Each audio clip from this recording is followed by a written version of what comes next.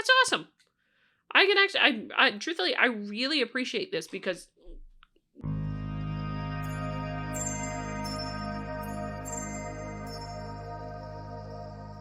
now for something completely different. Oh, goodness, pardon the squeaks. I stumbled over this in science, and sometimes science has something interesting. Scientist or artist? How I realized I don't have to choose. Um, a member of my family told me at one point in my life that, you're going to be doing a heck of a lot of analytics as a scientist. And she's right. I do a heck of a lot of analytics as a scientist. So find something to balance it out.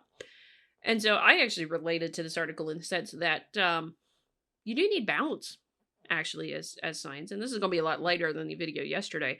But this is a interesting piece. I actually haven't read it all the way through yet. So I'm curious to see what they actually say here. But before I forget, we just recorded the next episode of the Rogue Journal Club podcast, which is now available on Apple Podcasts, Google Podcasts, Spotify, and Amazon Music. So if you want it audio-wise, you can get it there. Usually what we're going to try and do is we'll have each episode drop in audio format around the 11th of the month. Oh, goodness, which is this, this Saturday. It just occurred to me. I have to fix that. But it might be a little later this time just because I want to make sure it's okay. Audio wise before we put it out there with my lovely co-host. And the other thing I will say is shortly thereafter, the video format version will appear here on YouTube. So if you prefer to watch us talk on video, that's fine, but it is an audio-based thing, so you can listen to it in podcast form if you prefer. Now then, onward here. From science. Would you say you're more of a scientist or an artist? I frequently heard this question as I was preparing to start my neuroscience doctoral program, often after I told scientific mentors and peers that I love writing poetry. I learned to respond, a scientist. Not because it was necessarily true, but because I sensed it would win me more respect. As an undergraduate, poetry had been my therapy, my cathartic release. But in grad school, I wanted to be seen as just as dedicated to my work as those around me, who appeared completely undistracted by non-scientific pursuits. So I left my poetry by the wayside, but it wasn't long before I felt a massive void in my life. I can understand that, actually, because that's the thing of not having balance. Doesn't mean you have to be distracted by it at work. Don't be distracted by it while you're at work. That's the thing that you're focusing on while you're at work. But it doesn't mean you have to give it up. By the second year of my PhD, my thesis project had become all-consuming, and I was starting to burn out. One afternoon, an undergraduate trainee who worked in the lab across the hall mentioned the weekly event held by the university's poetry club, of which she was the leader. After hearing how much I enjoyed poetry, she declared, "You should come!" A few days later, I sat in a packed cafe, exulting in the warmth of the vibrant community. When I received another invitation, this time to perform my own work, I couldn't say no. I rediscovered catharsis through storytelling, writing about workplace misogyny I had witnessed. As I prepared my poem, though, I was also awash with guilt about dedicating hours to writing and rehearsing, time I could have spent reading papers and analyzing data. Still, I finished my poem and showed up for my performance. With the outpouring of love I received that evening, I knew I'd be back. I can't say I blame her on that one. That's a fantastic thing to do. I mean, for me, y'all don't know this with me, but I do actually do stained glass work on the side here, and it's my hobby, and I love it as an artistic medium. So yeah, I'd be a little lost if I couldn't do that, really, to be honest. So I truthfully, I totally get it, and it's because it allows you to. For me, what I think is the reason is it actually allows you to exercise both parts of your brain, the really creative, artistic side of it, and, as the scientist goes, the analytics, the logical, the thinking side of it. It gives you the balance and symmetry, and that's actually a really good thing to have, I think, particularly when you're in a very intense career, as a scientist can be, and I'm sure as neuroscience can be, or if you're in a graduate program, because grad school can be hell for people. I have been there and done that twice over. The master's and a PhD myself, it can be absolute nightmare.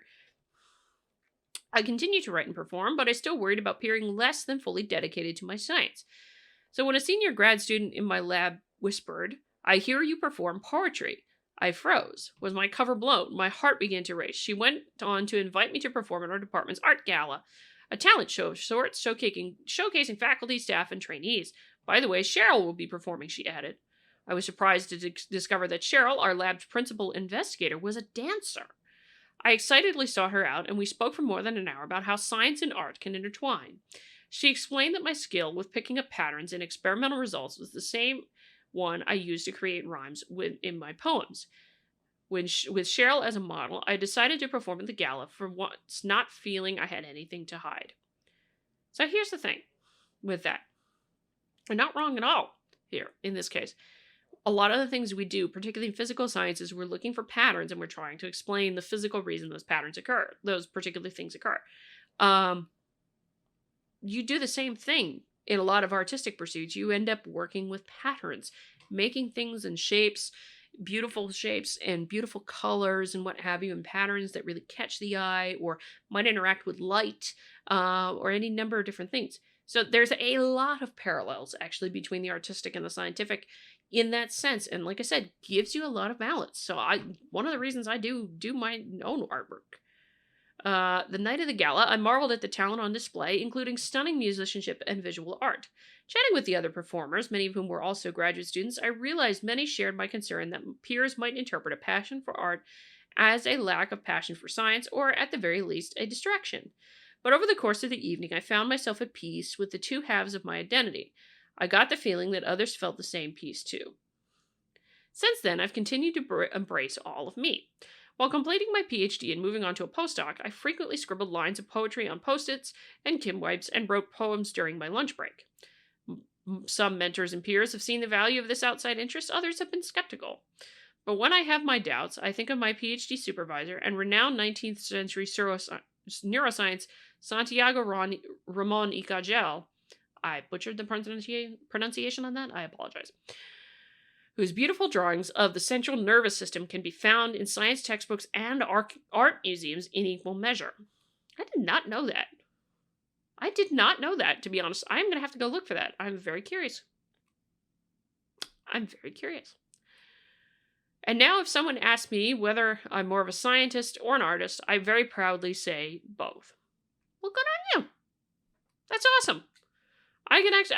Truthfully, I really appreciate this because scientists do, and sometimes rightfully do, get a lot of flack for things going on, whether it be about perceived agendas or actual agendas or any number of different things, like things gotten wrong or anything like that. You get lots of flack. And perfectionism, like I said, is not necessarily a bad thing, but it can also lead to a lot of guilt tripping at times, because you can be so angry and so aggravated with yourself when you don't get something right, and particularly if you know it causes pain and hiccups and aggravation for everybody else later.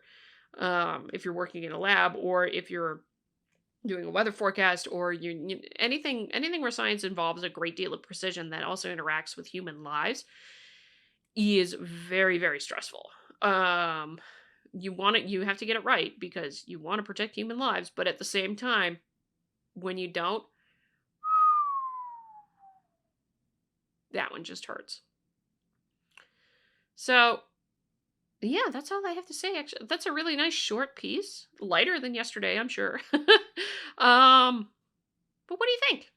How do you guys think science and art intertwine? Let me know what you think.